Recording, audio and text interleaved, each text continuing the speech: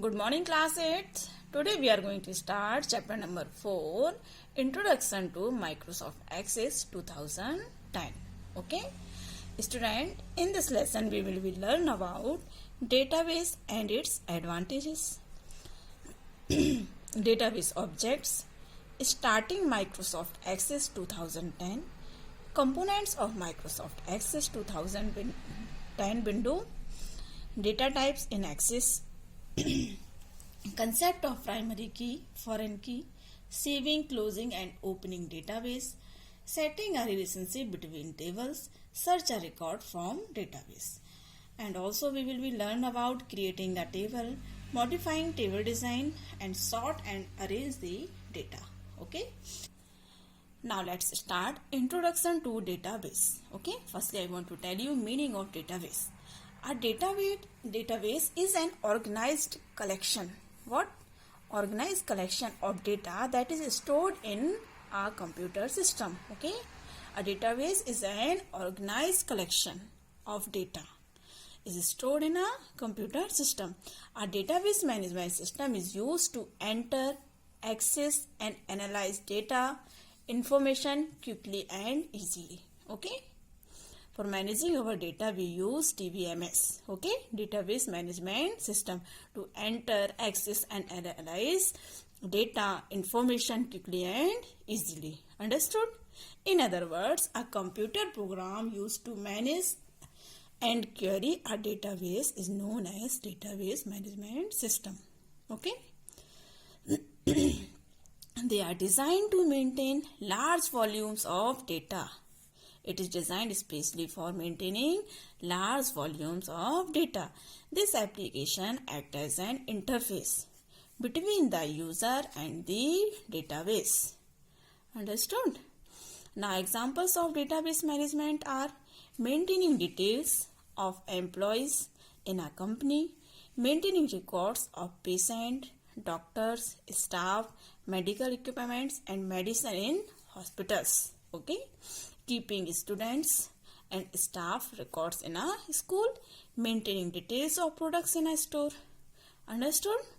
Now, different types of data types. The two different types of database are. Okay? Now, first is flat file database. Okay? A flat file database is a database that stores data in a plain text file or data in a single table format. It stores data in a plain text file or a single table format. Okay. This type of database has data field with fixed number of fields and small amounts of data. We can store small amount of data on that type of database. Okay. The tables and records in such database are not related to each other. Tables or records that are not related to each other. For example, Microsoft Excel. You know now Microsoft Excel? Data are not related with each other. Okay? In Microsoft Excel. Now, relational database. A relational database contains multiple tables of data. It contains multiple of data. These tables are related to the tables of other database. Relational database are more flexible than flat file database, which contain a single table of data.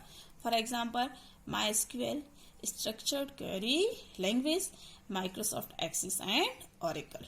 Understood? Now, advantages of DBMS. The advantages of database are as follows. Problem of keeping duplicate record is reduced. When we put duplicate records, so that problem will be reduced. Okay. Less chances of error. Complete and consistent records. Sharing of data can be easily done. Easily we can share our data in relational database management system. Understood? Data is more secure as unauthorized use can be controlled. Okay. It is very secure. Ensure that integrity of data while following certain standard of an organization. Okay. Now, one more thing you have to know. It is important to understand the difference between MS Excel and MS Access. Excel is great application software You have also used software for storing and organizing numbers, and Access is stronger at handling, sorting and analyzing non-numerical data. Okay. Now, database objects. Database in MS Access 2010 are mainly composed 4 objects: tables, queries, forms, reports, modules and macros. Okay, these objects help the user to list and organize information and prepare specially designed reports. Okay, it is used mainly for designing reports. Understood? Now, firstly, we will be discuss about tables. Data in our database is stored in the form of tables. A table is also referred to as the basic building blocks of a database. Okay. The data in our table is represented as rows and column. You know that data we represent in tables row and column. A column in our table is called a field. Okay. Remember this thing.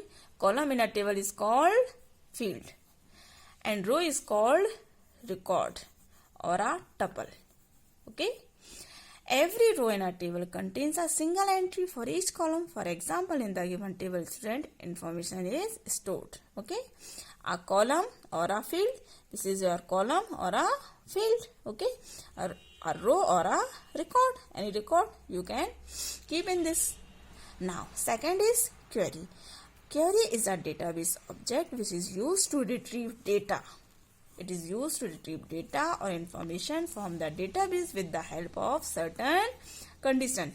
Queries are also used in manipulating the data. We can manipulate our data by the query. Understood? Now, forms. A form is an object that is used to add, view, delete and modify data in a database. Okay.